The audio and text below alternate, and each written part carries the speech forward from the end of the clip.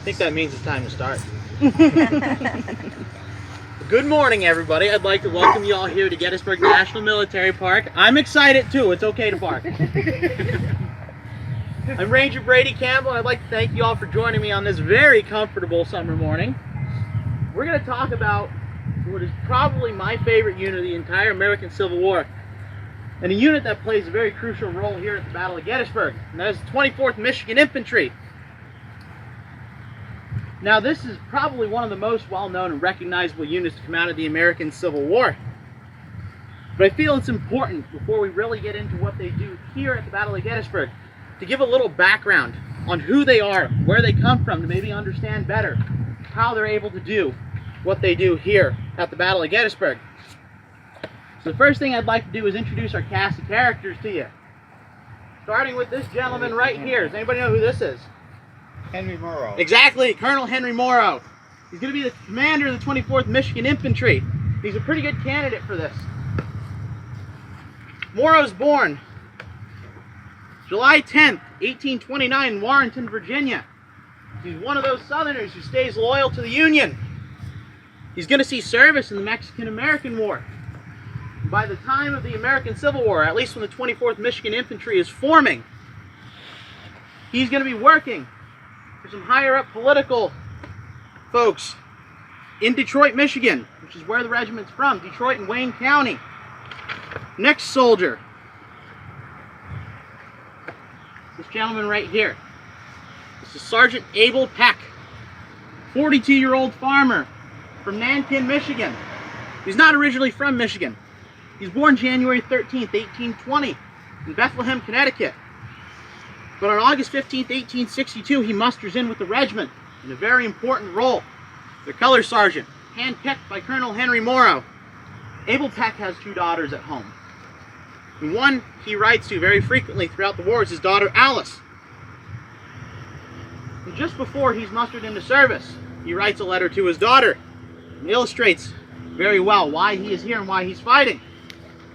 He says, quote, "It becomes my duty to say to you that I have enrolled myself as a volunteer for our country and its flag. Painful as it is, I feel it to be my duty." Peck ends up in a very fitting role, considering that quote, as the color sergeant for the regiment.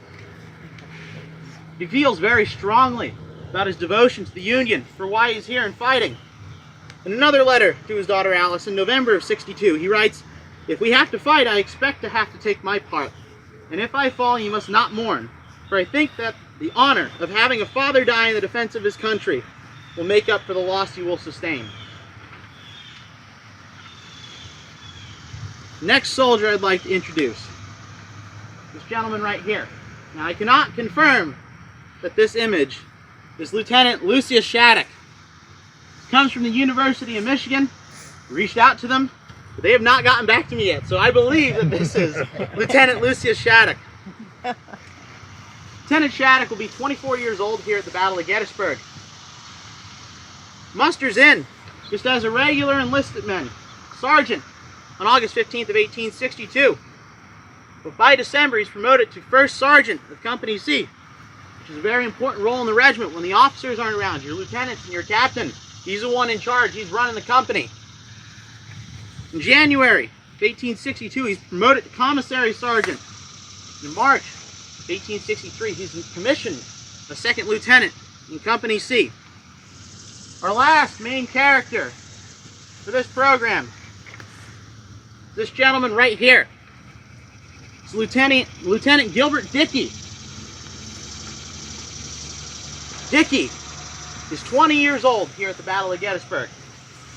Put that into perspective, I am 23. Could you imagine someone at the age of 20 basically helping to command a company of infantry?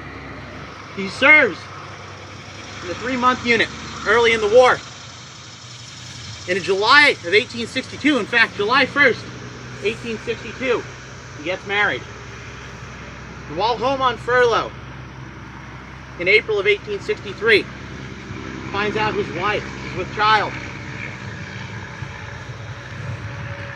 One little piece of biographical info about the 24th Michigan Infantry specifically that I would like to share is the fact that there are 135 sets of brothers in this regiment. There's several sets of uncles and nephews. There's cousins, brothers-in-law. This regiment is one big family. When does the regiment begin to form, though? How do they come to be? Well, you've got to go back to July of 1862 to start to examine the origins of the 24th Michigan Infantry.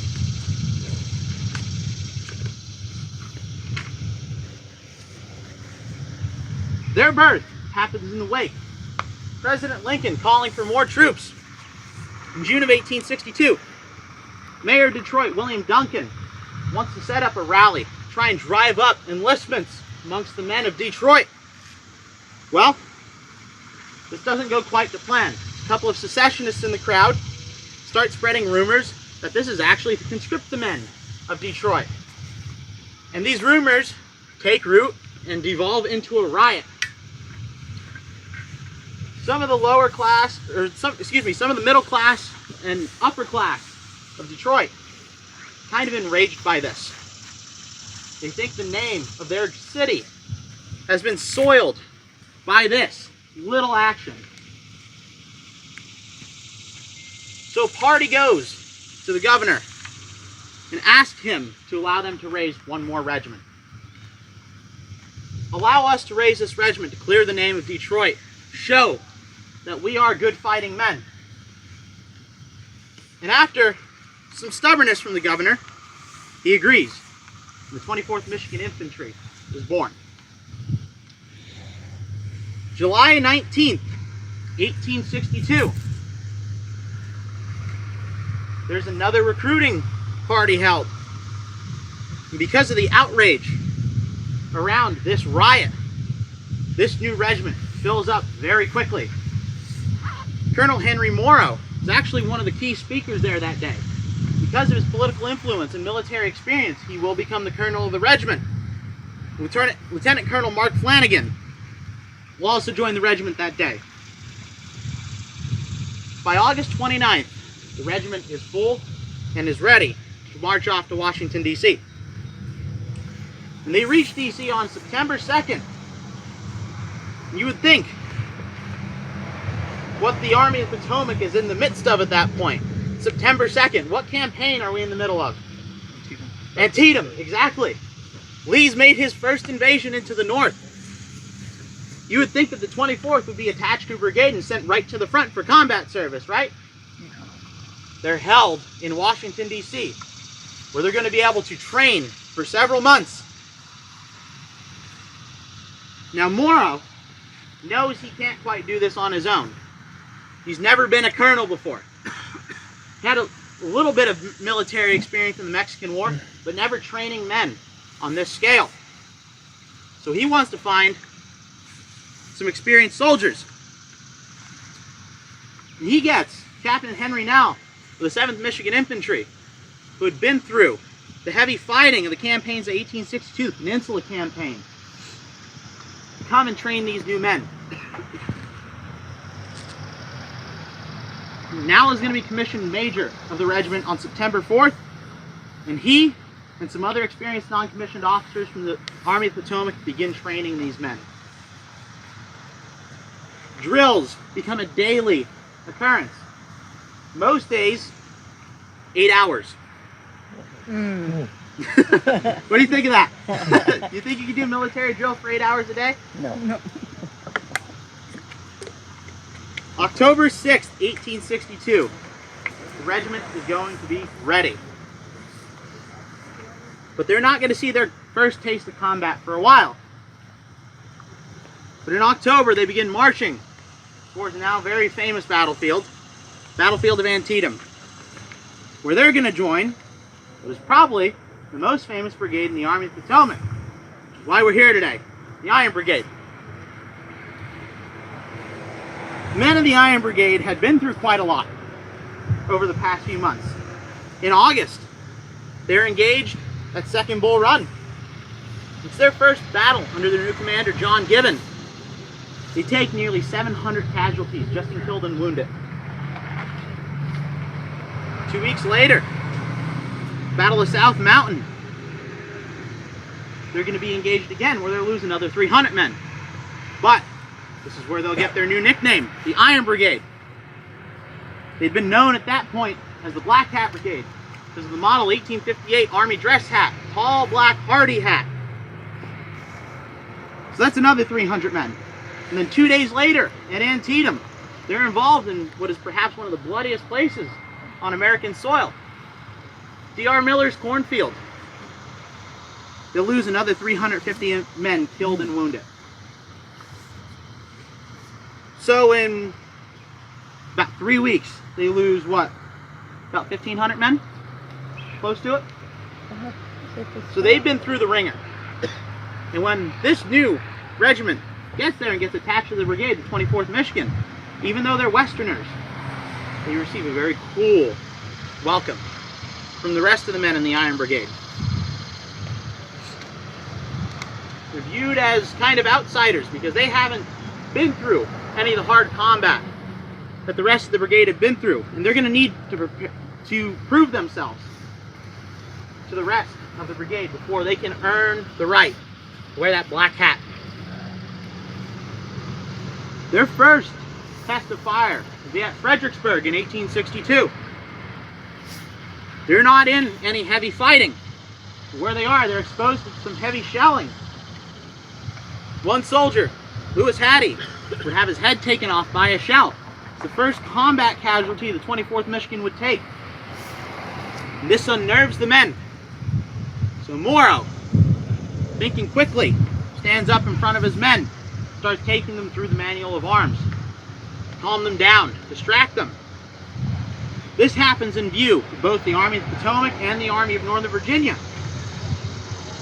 And it's quite a sight to see men there calmly going through their manual of arms while they're under a heavy artillery fire. Rufus Dawes of the 6th Wisconsin said of the 24th this engagement, "No soldiers ever faced fire more bravely, and they showed themselves of a fiver worthy to be woven into the woof of the Iron Brigade." Well, they've at least won Rufus Dawes over by this point. I think that's saying something. But still, they're not going to see any combat. The winter of 1862 to 63, probably the most important winter of the war for the 24th. Over the course of that winter, Nall is going to resign because of illness. 5 captains, 2 lieutenants, the adjutant, and the assistant surgeon all resigned. And 2 other lieutenants are dismissed from service. One for cowardice and treason. So this is a big hit to the officer corps of the 24th Michigan. Regiment should have about 30 officers, including your colonels, your captains, your lieutenants, things like that. And they've now just lost 1, 6, 7, 8, 9, 11 officers. So almost half of their officer corps over the course of the winter of 1862 to 63. But this is where 2 of our characters are going to become important in the story of 24th Michigan. And that is Lieutenant Dickey and Lieutenant Shattuck. Because in March of that year, they're both commissioned as second lieutenants, handpicked by Henry Morrow because of their skill and their ability. This winter is also important for the enlisted men of the regiment. Remember how I was saying about those drills, 8 hours a day while they were outside of Washington, D.C.? Well, this comes back, but it becomes even more than 8 hours. They're drilling all day, daily inspections, making sure that they're in good order, they're keeping themselves clean, taking care of their uniforms.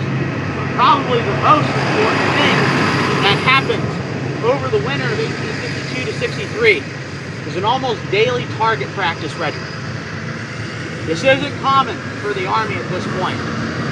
In fact, unlike many other countries like Britain, France, Russia, where they have a school of musketry or some system to train their men on how to actually use their weapons, the United States doesn't have anything like this.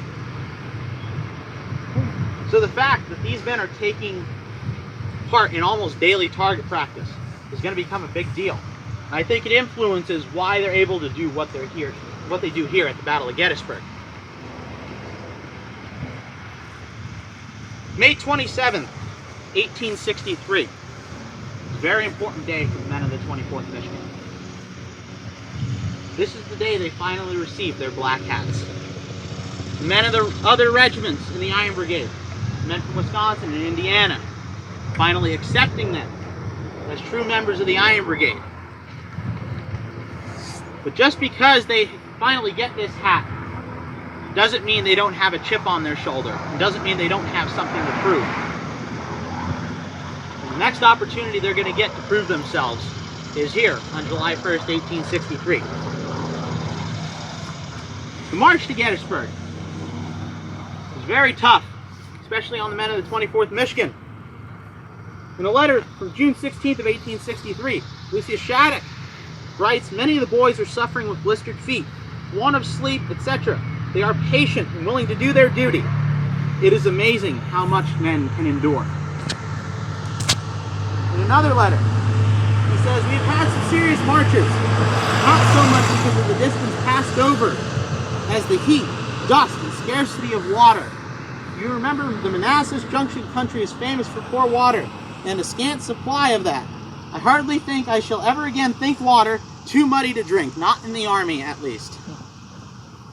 This is a constant complaint that you see in the letters of the men of the 24th Michigan during the Gettysburg campaign, is no water or very poor quality water, which isn't exactly good, given that it's in the mid to high 80s on average, and the Army of the Potomac is marching on average 25 miles a day at this point. But I think this just kind of shows the fabric these men are made out of, how tough they are. July 1st, 1863, for the men of the 24th Michigan, started just like the night of June 30th had, uneventful and rainy. That morning, the regiment will be led into church service by their chaplain, William Way. Nobody really had an idea that a battle was in the cards. But while Way is giving the service, hardtack and cartridges are distributed to the men. They had to think that there might be something on the horizon for them. That morning, John Buford is going to go ahead and start this battle about 2 miles west of here, about 7:30 in the morning, trying to buy time for the Union Infantry to get here. Some of the first elements of infantry to arrive will be the Iron Brigade. Problem is, they're not set to start marching till 8:30. Buford's going to do everything he can to buy time, spread his men out, not let the Confederates see who they're truly fighting, split up the one battery of artillery he has, try and buy time for Union infantry to get here. By about 10 o'clock, they're fighting right where we're standing. The situation is becoming very tense. Buford finally learns that the 1st Army Corps commander, John Reynolds, is approaching Gettysburg. And along with him, he is bringing the Iron Brigade. Now, they won't be the first to deploy here on July 1st, 1863. That honor will go to Lysander Cutler's Brigade, who deploys north of the Chambersburg Pike. But by about 10:30, the brigade is marching close to town, along the Emmitsburg Road, when General Reynolds rides out to meet them. He's going to usher them forward at the double quick, leading them to this location right here. 24th is going to be the last regiment to deploy to this area because they're at the rear of the column. General Reynolds is personally leading the brigade forward. Henry Morrow remembered of their advance towards this position. We were ordered to advance at once, with no order being given or time allowed for loading our guns.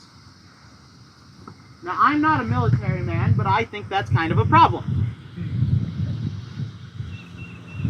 2nd Wisconsin Infantry is at the head of the column. General Reynolds coming right in this direction, to this patch of woods behind us. As they near the edge of the woods, Reynolds will see a brigade of Confederate infantry in there under the command of James Archer, and turn to the men of the Iron Brigade and cry out, "Forward, men!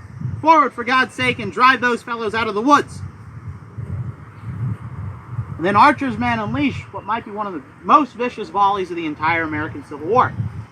Kills General Reynolds and takes about 100 men of the 302 present in the 2nd Wisconsin out of commission. But this is actually beneficial for the men in the 24th as they deploy. And to talk about the opening phase of the engagement for the 24th Michigan, we're going to head to our first stop. So if you would all like to follow me, we're going to start walking in this direction. Brady? Yes? What's the 24th Michigan strength? So they're bringing to the field, and we have a pretty good idea of this because they did their their 6 months out of the year report of how many men they had in their ranks. 496. So they're a larger regiment at this point. So they're bringing 496 officers and men to the field that morning. So just keep that number in mind because we'll come back to it later on in the program. Okay. So when we think of the Iron Brigade advancing through McPherson's woods, typically we think of it in the woods. With the 24th Michigan being on the left flank of the advance, will actually advance through these fields over here. Charles McConnell, sergeant in the 24th. Now this is a post-war image of him. I could not find too much on him. But Sergeant McConnell would remember of their initial advance. We were ordered into action at the double quick across about 500 yards of plowed land. So you get a good idea. It still looks kind of like it did in 1863 over here. Fixing bayonets and loading as we ran. Has anybody ever tried to fix a bayonet and load a musket while they ran? Yes, there's one in the back, yes. I have, and I can tell you it's not easy. It's not easy to load a musket while you're standing still, so I couldn't imagine at the double quick trying to do this. But this all plays back into those months of training over the winter of 1862 to 63. Morrow has turned these guys into professional soldiers. They are good at what they do. McConnell would go on to say the real Battle of Gettysburg was on, the epic that marked the contest that decided the doom of the Confederacy and left it indeed a lost cause. I think we know how Charles McConnell feels about the lost cause. But like I said, there is a benefit to the 24th arriving later and coming across these fields. Because as the men of General Archer's brigade make contact with the 2nd and 7th Wisconsin in the woods here, they turn to face the threat. The 24th moves through these fields and down across Willoughby Run, unopposed, and get around Archer's flank. Connell remembered also the 24th Michigan under Colonel Henry Morrow, a gallant Virginian and brave soldier, continued the charge on the extreme left, crossed Willoughby Run, swinging around the ravine, and enfilading Archer's force, compelling the surrender of about 1,000 men, including General Archer himself. Now, that number's a little inflated. In all reality, Archer's men, about 600 of them, become casualties, the majority of them surrendering to the Iron Brigade. But Archer's men have no idea that the 24th Michigan and the 19th Indiana are moving around their flank. They can't see them. And it's not until one officer from Archer's brigade crouches down and looks underneath the smoke. And what does he see? A bunch of blue pant legs running off to their left. And this is the first inkling they get that something is going wrong for them here. Now about this time, Archer's men begin to realize who they're fighting. At this point, they're not sure if it's cavalry or militia, but even through the smoke, the imposing symbol of the Iron Brigade is easily recognizable. One soldier in Archer's command is supposed to have said, "There are those damned black-hatted fellers again. 'Tain't no militia, it's the Army of the Potomac." By this point, they probably realized if they weren't in a bad position before, they are now. Because not only are they being flanked, but they're being flanked by some of the best troops the Union Army has to throw at them. Like McConnell said in the quote previous, General Archer himself was captured. This is a big deal for the Army of the Potomac. because this is the first Confederate general that's been captured since Robert E. Lee took command the previous year. Now the soldier that captures him is a soldier named Patrick Maloney, who's on the rolls of the 2nd Wisconsin Infantry. But there are some newspaper reports that claim that he is in the 24th Michigan Infantry. We know this not to be the case. In this action of crossing Willoughby Run and forcing the Confederates back, 24th Michigan is going to take their first big blow. Sergeant Abel Peck will be the first man in the regiment killed here at the Battle of Gettysburg. I find his words in those 2 letters almost prophetic. I've enrolled myself as a volunteer for our country and its flag. Painful as it is, I feel it to be my duty. If I fall, you must not mourn, for I think I'm doing my duty. And the honor of having a father die in the defense of his country will make up for any loss you will sustain. Abel Peck will carry the colors of the 24th Michigan from its formation to his death here on July 1st, 1863. Now, he's only the first of the color bearers that will be killed or wounded that day. Henry Morrow wrote of Abel Peck in his after-action report, "I here lost my color bearer, Abel Peck, a brave and faithful soldier." 24th Michigan's regimental historian, Curtis, wrote, "Color Sergeant Abel Peck was the first man of the regiment killed on this bloody field. He was a stalwart farmer from Nankin and bravely met his fate. Colonel Morrow said of him, he was singularly pure in his private life, and in all engagements in which the regiment took part, he was conspicuous for his gallantry." The chaplain of the regiment, William Way, said, "Where his body lies, none knows but him who watches all of our hearts. But his memory is embalmed in the hearts of his comrades." I think we get a good sense of Abel Peck and his relationship with the men in the regiment. He was a beloved sergeant in this regiment. Almost a fatherly figure, because when he's killed here, he's 42 years old. A lot of these guys are 18, 19, 20. It makes sense that they would have some sort of relationship like that with him. 24th will be ordered to pull back across Willoughby Run, though. As they're pulling back, they take some rather important casualties as well.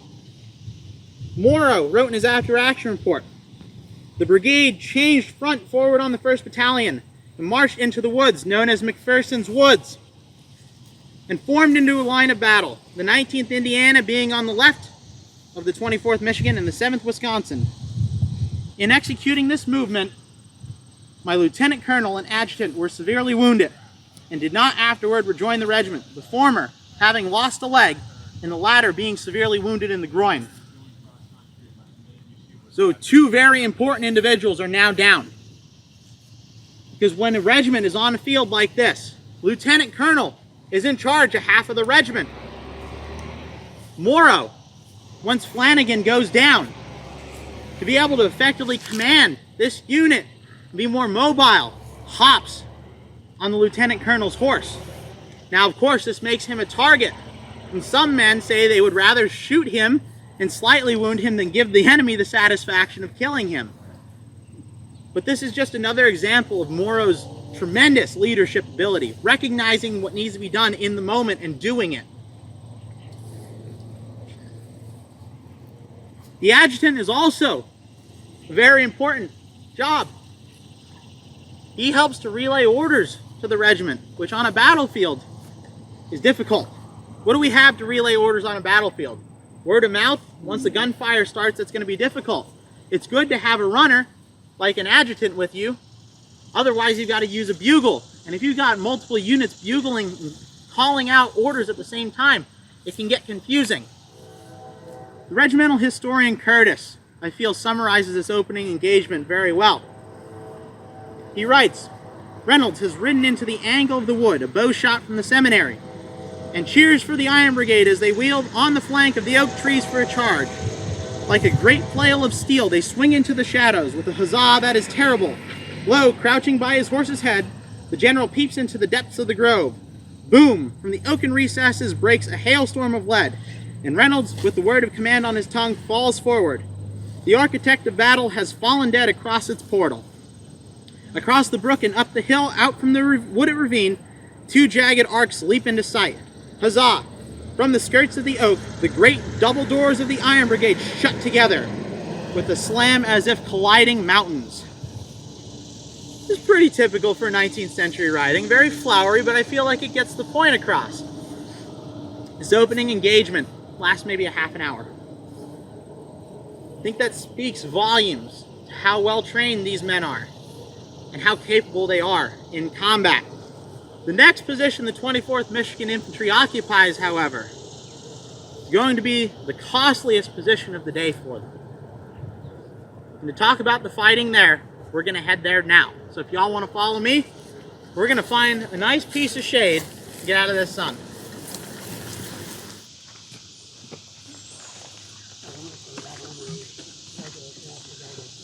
All right, do we got everybody? Did anybody find any people in Texas? No casualties? All right. So folks, we're now standing by the monument to the 24th Michigan Infantry, and give you a better idea of how the woods behind you looked in 1863. Granted, this is an image from 1889. We can see here, this is a reunion of the men of the Iron Brigade, or the men of the 24th Michigan here at their monument. And you can see the woods are a lot less dense then than they are today. You look at the woods, imagine, a lot of these bigger oak trees are there. But this thick underbrush is not going to be here. So although it's a wood lot, it won't give the men of the 24th a lot of cover. But it is going to protect them from shelling. Around 11 a.m., there's a lull in the fighting. Confederate General Harry Heath, whose division Archer's Brigade is a part of, is now realizing there's a pretty strong force to his front. He's going to set up his other divisions for an attack. When he has his men fully deployed, they'll stretch about 300 yards beyond the left flank of the Iron Brigade. I don't know if we can kind of see the 19th Indiana's monument down through the trees there. That is the extreme left of the Iron Brigade. The closest support that these men are going to have are 300 yards in the rear from Biddle's Brigade. Now, we can't really see it because of how the woods are today, but over in this direction, the ground rises again. And it commands this area through here. Morrow realizes this. So he's going to plead with his commanders to uptake a new position. He writes in his after-action report, "The woods were shelled, but I have no casualties to report as occurring at this time. I sent officers several times to the general commanding to report the condition of the line and suggesting a change of position, as it was, in my judgment, untenable. To these reports of the condition of our line, I received answers that the position was ordered to be held and must be held at all hazards. There's a new guy in command since Reynolds is dead. And if you're a fan of baseball, you've probably heard of this guy. It's Abner Doubleday." A little funny story I forgot to tell about Doubleday before we came down to this stop. As General Archer and his men are being carted off to the rear, Doubleday spots them. And Archer and Doubleday went to West Point together. They were friends. And Doubleday, probably not taking into consideration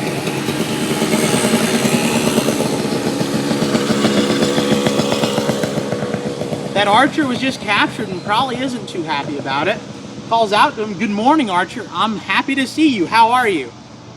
To which Archer replies with, "I'm not glad to see you by a damn sight." But there's not going to be heavy fighting in the early afternoon of July 1st in this area. There's going to be some light skirmishing but Heath is going to take his time to organize his attack. Regimental historian Curtis wrote, "Noon came and passed, and no help for the dwindling band, who stood among their dead, immovable. Glorious among the Spartan corps flashed the Iron Brigade, resistless as the western nerve and pluck can be." Not a bad comparison to draw to the 300 Spartans at Thermopylae, because the 24th Michigan is going to put up a similar stand in these woods. Around 3:30 or 4 o'clock, Heath is going to begin his attack. And the division that's going to lead the attack through this area is it's Heath's division, the brigade that's going to lead the attack through this area is under a man named Johnston Pettigrew, North Carolinian. One regiment in particular is going to make contact with the 24th Michigan. We can see a monument to them right there. This is the 26th North Carolina. Well over 800 men. Probably the largest unit in the Confederate Army at this point. They're kind of similar to the 24th Michigan in some interesting ways. There are quite a few sets of brothers in this regiment as well. Quite a few men with the last names Tuttle or Coffee. This is another one of these units that is a big family. It's brothers, cousins, uncles, nephews, fathers, sons. And they are going to duke it out in these woods on the afternoon of July 1st. Now there is some debate over how the Confederates approach. Some soldiers will say they advanced in 3 different lines, some will say 2. But ultimately, that's not what matters. What matters is what the men experience. Morrow wrote in his after-action report, "I gave directions to the men to withhold their fire until the enemy should come within short range of our guns. This was done, but the nature of the ground was such that I am inclined to think we inflicted but little injury on the enemy at this time. Their advance was not checked, and they came on with rapid strides, yelling like demons." So that's an interesting comparison to draw to the rebel yell. Think of the psychological effects something like that might have on a battlefield, how that might intimidate some men. This also goes to show, I think, how well trained the 24th Michigan are. Because in the face of this, and a regiment that outnumbers them almost 2 to 1, they're going to stay in position and fight it out. The 26th North Carolina is under the command of a young colonel, Henry Burgwin. They called him the boy colonel. He's 21 years old. It's actually kind of interesting because when he and his regiment first come to the Army of Northern Virginia, he's assigned to several different brigades and they bounce around because nobody wants this young officer. But they're not only going to have to come uphill to attack the 24th and the rest of the Iron Brigade, but Willoughby Run runs right through this little valley in front of us. Now, it's not much of a stream, but it's enough to slow the men down. Charles McConnell wrote of this initial contact, "On came the rebels, slowly but surely, overpowering in numbers against the smallest corps in our army, firing as they advanced, but held in check by the glorious 1st Corps and the immortal Iron Brigade, with a determined heroism unmatched on any other battlefield of the war." The 26th is going to storm across Willoughby Run and up the hill. The engagement distance becomes extremely close. Major Jones, who would end up in command of this brigade, wrote in his report, "The fighting was terrible. Our men advancing, the enemy stubbornly resisting until the 2 lines were pouring in volleys into each other at a distance not greater than 20 paces, about 50 feet. These 2 regiments are going to sit here and just battle it out. Morrow would refer to this as a stand-up and knock-down fight. These men aren't looking for cover. They're not looking to maneuver. They're just going to shoot it out to see who can hold on longer. McConnell described it as, "There the 2 lines stood, plunging at each other determinedly until both were nearly annihilated." But in coming across this stream, there's one very noticeable target of the 26th North Carolina. Does anybody want to take a guess what that is? Flag. Flag, absolutely. In crossing the stream, in a matter of 10-15 minutes, they lose 10 color bearers. One of them being Colonel Henry Burgwin. He's shot in the breast and is carried off by a couple of staff officers. The wound is mortal. 21 years old, graduates from Virginia Military Institute in 1861. Captain J.J. Young, 26th North Carolina's quartermaster, wrote a letter to Governor Zebulon Vance of North Carolina. And in it he says 11 men were shot down the first day with our colors. And he'll go on to say, on July 3rd, they're captured. Because this is not the only action that 26th North Carolina will see here at the Battle of Gettysburg. On July 3rd, they'll take part in the Pettigrew Charge. And they'll take even more casualties. And like I said, their regimental colors, the thing that they fought so dear to advance up this hill, is captured. While this fight is going on, the 19th Indiana down there is in a bad spot. Like I said, Pettigrew's brigade is huge, and it extends well beyond the flank of the 19th Indiana. They're being flanked, and they begin to give way. Morrow wrote, the 19th Indiana on our left fought most gallantly, but was so overpowered by superior numbers, the enemy also having the advantage of position. Like I said, there's some higher ground over there. And after a severe loss, was forced back. The left of my regiment was now exposed to an enfilading fire, and orders were given for this position of the line to swing back so as to face the enemy now on this flank. Pending the execution of this movement, the enemy advanced in such a force as to compel me to fall back and take a new position. During the attempt at execution or refusing the flank, two officers are going to play a pivotal role.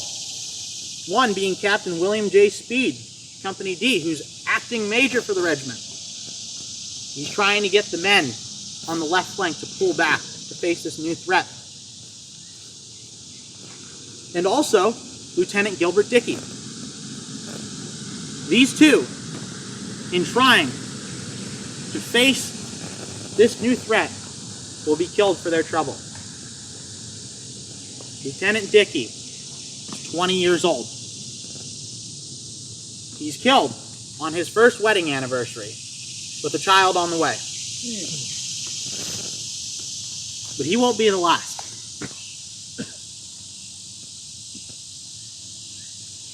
Morrow also mentioned in his after-action report, describing this movement.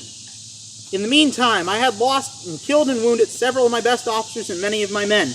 Among the former were Captain William J. Speed, acting major, and Lieutenant Dickey, a young officer of great promise. Charles Ballara, my second color bearer, was killed here. So the 24th already lost 2 color bearers. Morrow would describe Lieutenant Dickey in a very warm way. He says Lieutenant Dickey joined the regiment in the capacity of commissary sergeant, and for his integrity, capacity, and attention to business, was promoted to the rank of sergeant major, and then to a second lieutenancy. He had given great promise for future usefulness and distinction. He is the first commissioned officer of the regiment killed at Gettysburg. Now, another little interesting thing about Dickey I forgot to mention is in 1861, he graduates from the Michigan Agricultural College, which is a brand new college at that point. Does anybody know what that turns into? University of Michigan? University of Michigan, that's correct. So he was part of the first graduating class of the University of Michigan. By the way, I know there's some Notre Dame fans here, so go Irish. So, the 24th is not going to be able to hold on here for too much longer, because not only are they being hit in the front, but they're being hit in the flank. And they're going to have to pull back. To talk about their next position, we're going to start heading through the woods here. We'll actually be able to go to their next defensive position and talk about the fighting there. So if you would all like to follow me, we're going to head there now. Before we go, Yes? you mentioned that Morrow had sent word back that said he didn't think much of this advanced position. and yet he's left out here. Yes. What do you think of the advanced position and the wisdom of leaving him out here? If they had received proper support on their left, I think this could have been a tenable position, because the ground the Confederates have to cross definitely gives the advantage to the defender here. But with their left flank up in the air and the closest support 300 yards in the rear, I completely agree with Morrow's assessment. What musket is this? So I'm not sure which one it is, because it kind of looks like a combination of a Springfield and an Enfield. Okay. I believe, do not quote me on this, I believe the 24th Michigan were armed with Model 1861 Springfields. Yeah. Okay, thank you. Absolutely. Any other questions before we move on? Alrighty. I just had a question about the monument. The likeliness of the soldier. Did they pick anybody, or did they just... I don't know. I'm not sure. That is a good question for me to look into, though.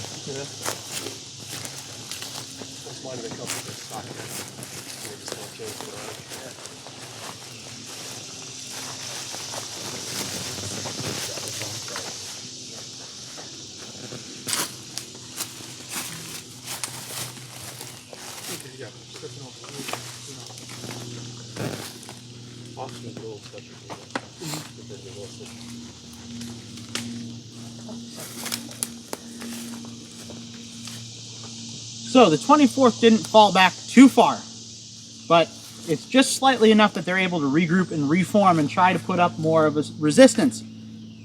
Morrow described this position. He says the second line promptly formed, but the enemy accumulating in our front and our losses being very great, we were forced to fall back and take up a third position beyond a slight ravine. We are standing in this ravine right now. So probably only a few yards in that direction, the 24th is going to reform and try to put up a resistance again. He says at this spot, my third color bearer, Augustus Ernest of Company K, was killed. Major E.B. Wright, acting lieutenant colonel, was wounded at this time and compelled to leave the field. So that's our third color bearer out of action. And another high-ranking officer, 24th, is in a bad position. Morrow remembered that when they fall back on this line, says, by this time, the ranks were so diminished that scarcely a fourth of the forces taken into action could be rallied. Corporal Andrew Wagner, Company F, one of the color guard, took the colors and was ordered by me to plant them in a position to which I designed to rally the men. He was wounded in the breast and left on the field. So this position is very quickly becoming untenable for the 24th Michigan. But the Iron Brigade as a whole are not receiving any orders to fall back. Many of the soldiers remembered that it seemed like they were abandoned in these woods. And several soldiers describe it as each regiment of the brigade fighting for themselves. There's no clear chain of command or orders being given. Where's Meredith and all this? Yeah. So Meredith has been wounded rather early in the engagement. So they didn't call Solomon Meredith Long Saul for no reason. He's 6'7", and he's mounted on horseback. Makes a pretty good target. So Meredith is out of action early. And there's kind of a void in command that starts from that point. And in each of the regiments, the officer corps are just absolutely destroyed over the course of this battle. Morrow is again going to have to pull his men back, or risk being flanked, overwhelmed, and destroyed.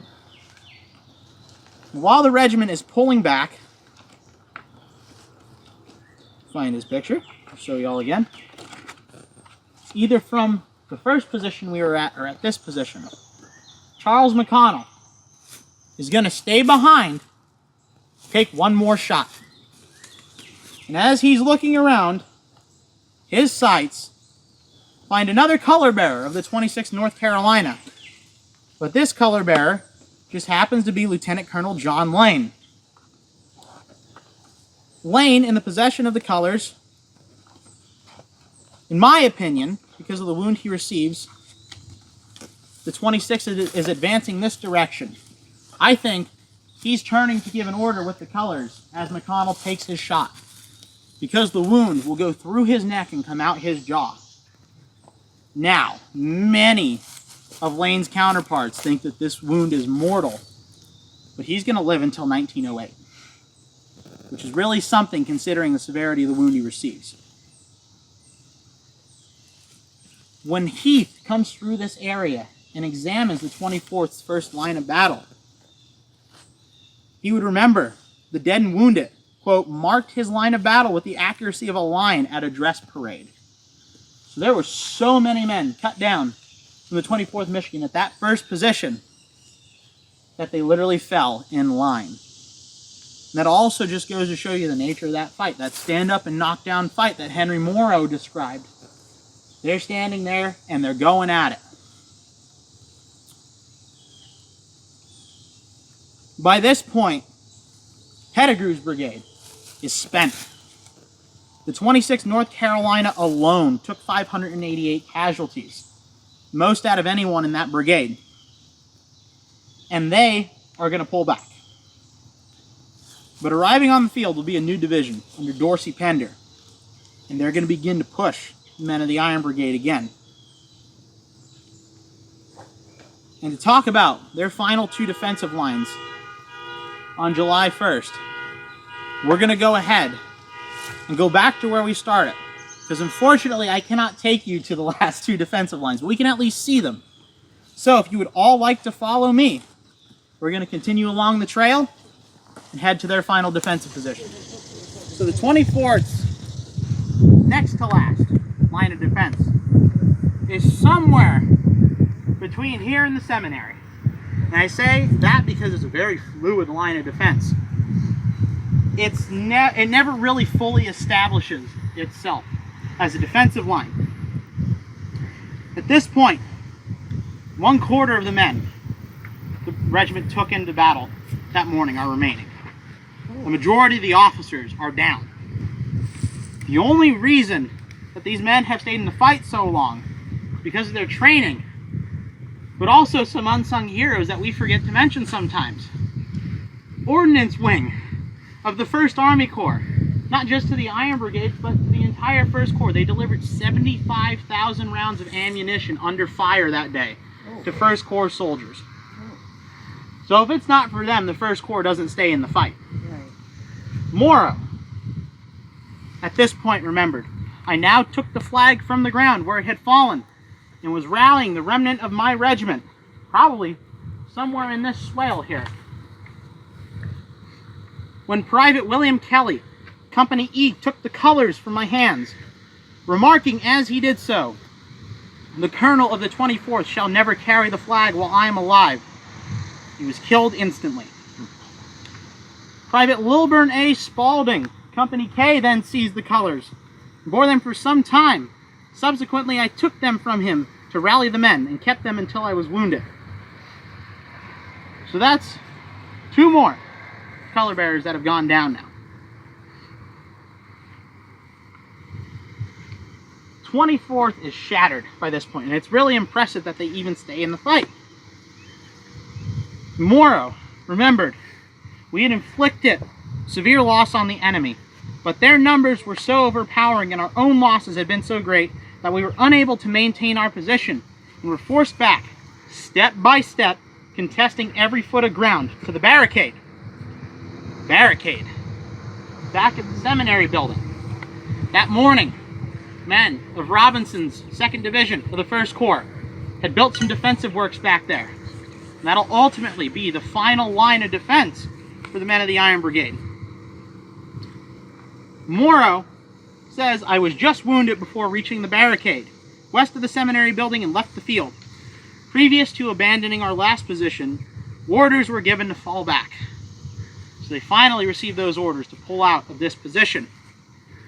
Now, Morrow's wound isn't a serious one. It's a scalp wound. But scalp wounds tend to bleed a lot. So it was rather important that he got back and got sewn up. He's going to leave the regiment in command of Captain Albert Edwards, one of the most junior captains in the regiment. And he's going to rally the regiment under, quote, a murderous fire. Now, Lucius Shattuck, I haven't mentioned him in a while. I want to kind of get into his frame of mind during the Gettysburg campaign, the march to Gettysburg. This poor guy is terribly homesick, and he's not receiving any word from home either. At one point in a letter, he says it had been 3 weeks since he had gotten a letter from home. In a letter from June 21st, 1863 to his sister Ella, he writes, "This will perhaps not reach you, but having plenty of time that is rather dragging for one of something to read, or a correspondent who cares enough for my letters to return the favor occasionally, I can afford to waste a little time and paper for my own diversion." In another letter to his brother William Morton, who he called Mort, who he really wants to hear from, he says, "Yours of the 18th reached me last night. It was quite acceptable, being the first from home for more than 3 weeks. You must have an excess of business to monopolize your time so entirely. I see no reason for your lacking matter to write, while there are so many things around you possessing interest enough to fill a letter every day." So imagine going in to battle with this kind of mind frame. This guy is definitely depressed, he's sad, he's homesick. He's only 25 years old. Somewhere in between the woods and the seminary, Lieutenant Lucius Shattuck will fall. He's going to be wounded several times before he's finally killed. In a letter to her mother, Lucius's sister-in-law, Mary, wrote, "We know nothing of poor Lute's last hours or his final resting place than at first. Captain Hoyt came home with Mort to recover from his wound. He says he knew him to be wounded in the arm early in the engagement, told him to go off the field and have his wound dressed. But he chose to stay, and he was known to be wounded in the leg or thigh after that, but probably neither of those two wounds killed him. It must have been the bullet that passed through his diary that did the work. That was found 1.5 miles from where the 24th went into battle." Like I said, this is who we believe to be Lieutenant Lucius Shattuck. University of Michigan has that diary. You can see here where the bullet passed through. My theory is he had this in his breast pocket, right here. The bullet that passed through that is, in my opinion, the one that killed him. We don't know where Lute Shattuck's buried, though. His brother, Mort, will come to Gettysburg and try to locate him, but it proves to be a futile endeavor. Final defensive line at the seminary is going to turn the tide a little bit for the men of the Iron Brigade. They're now in a prepared defensive position with artillery support. And this new division of infantry that's arrived under a guy named Dorsey Pender is going to have to cross these open fields to get to them. That artillery is going to make the difference at first. They're going to be firing double canister at these men. Private Augustus Ziegler remembered, "It was a splendid sight to see how the canister mowed them down.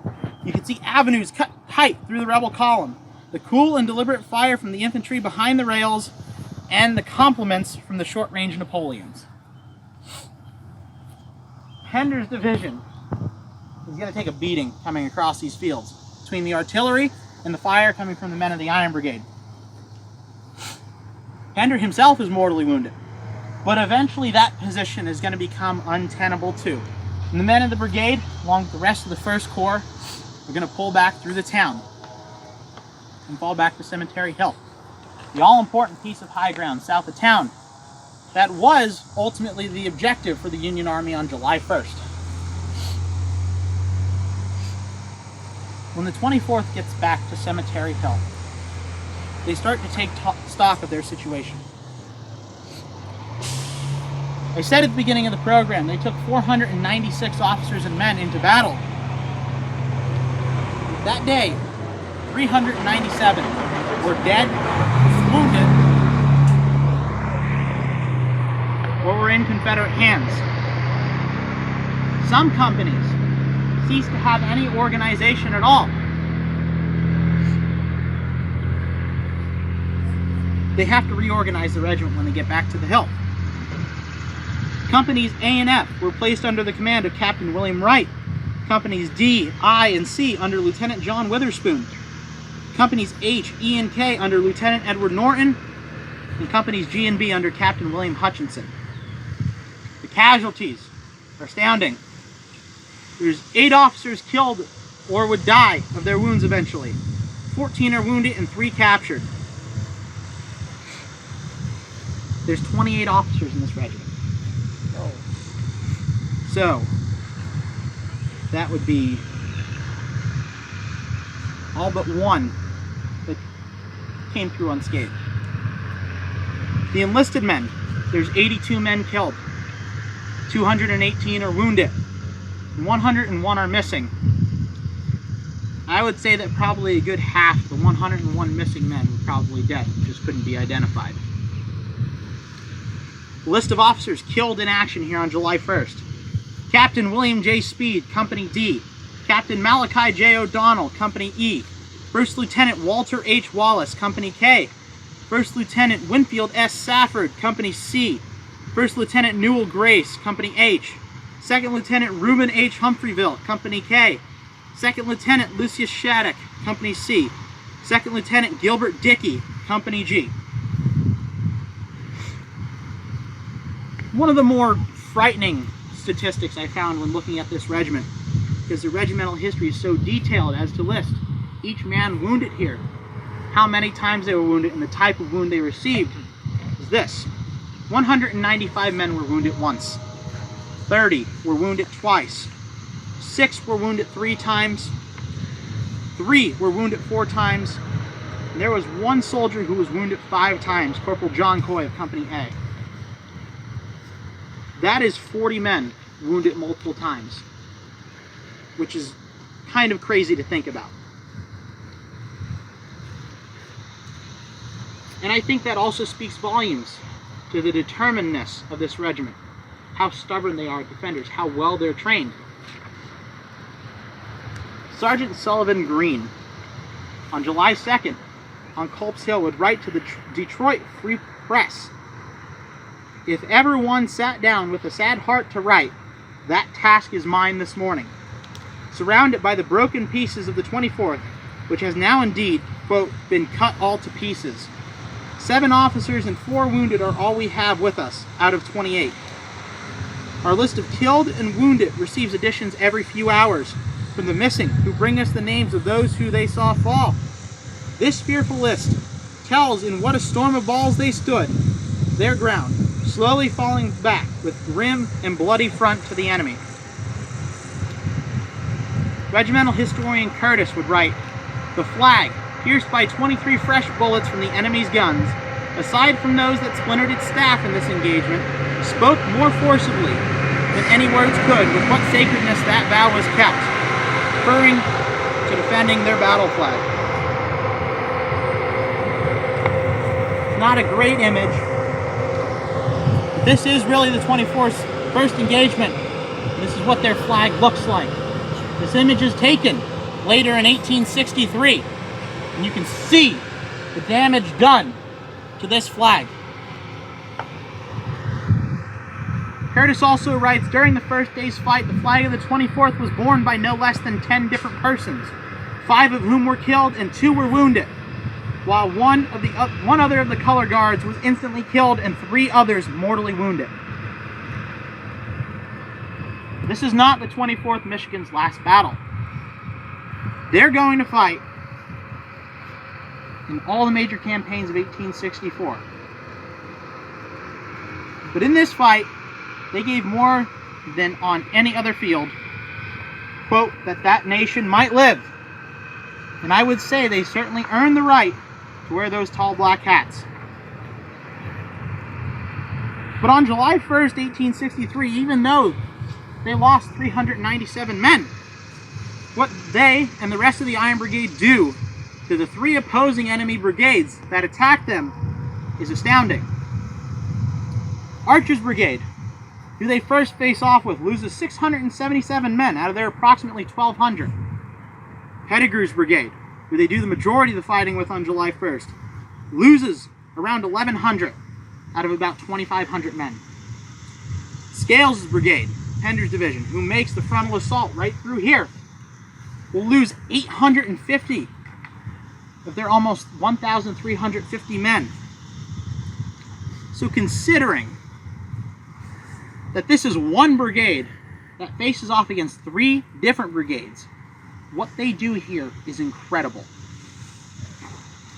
On July 17th, 1863, Solomon Meredith would send a letter to Henry Morrow, and in it he would say, quote, "I cannot longer delay tendering to you and your brave men my heartfelt thanks for the gallant bearing of the 1st instant.